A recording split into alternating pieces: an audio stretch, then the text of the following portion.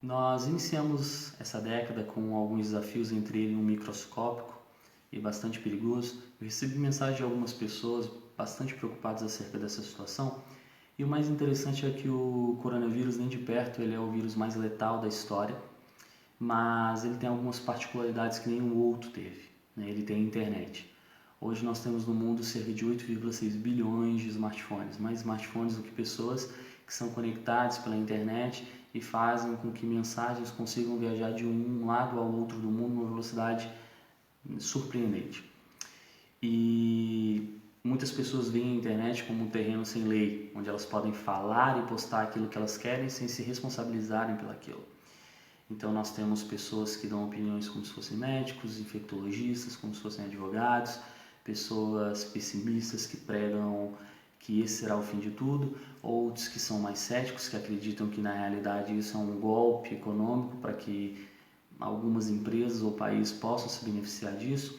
E no meio de todas essas vozes nós temos nós que recebemos todas essas informações, e o grande problema disso é que informação é como alimento, né? Se eu não me alimento direito, eu vou ter problema de saúde.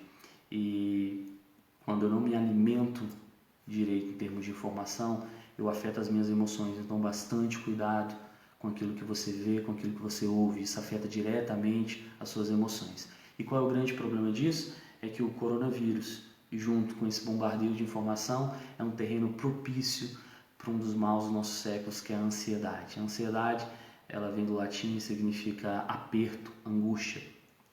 E nesses períodos, cada vez mais os quadros de ansiedade ele vem se agravando. Nós temos hoje uma pessoa normal hoje, ela tem o mesmo nível de ansiedade que um paciente psiquiátrico na década de 50. Ou seja, a nossa sociedade ela tem nos deixado mais estressados. E nesse período de crise, nesse período onde nós precisamos ter uma atenção redobrada, esse quadro de ansiedade ele aumenta. Não simplesmente pelo medo do contágio, mas porque o quadro econômico também se agrava e algumas pessoas têm medo de perder o emprego. Algumas pessoas elas já perderam o emprego, alguns empreendedores não sabem como vão fazer, porque apesar de terem que fechar o seu empreendimento, eles vão continuar pagando contas.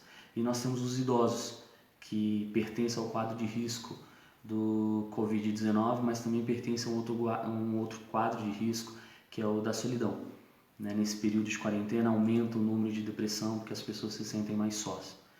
Mas a grande vantagem é que, apesar da internet ela também ser um grande propagador de mensagens que nem sempre colaboram para o nosso emocional, ela também pode fazer com que, apesar da distância física não ser algo que nós podemos viver hoje por conta da quarentena, ela pode fazer com que pessoas não se sintam isoladas. Então use isso para abençoar pessoas. Então, como é que nós podemos mudar esse quadro, essa situação? Eu deixo para você 3 dicas. A primeira dica é: tome bastante cuidado com aquilo que você vê, com aquilo que você ouve, com aquilo que você compartilha. A ansiedade, ela nunca é uma boa conselheira. Ela sempre faz com que nós venhamos maximizar os nossos problemas e que nós venhamos diminuir as nossas responsabilidades. Tome bastante cuidado com isso. O segundo ponto é o seguinte: nós já temos muito problema, seja a resposta. Tome cuidado de você, cuide-se de você, cuide da tua família. Nesse período de quarentena, nesse período onde nós temos que nos privar do contato físico, manda mensagem para alguém que precisa, para alguém que você sabe que você pode alegrar o dia, liga para alguém, conversa com outras pessoas, tire esse tempo para abençoar vidas, ver como outras pessoas estão, se preocupe com outras pessoas.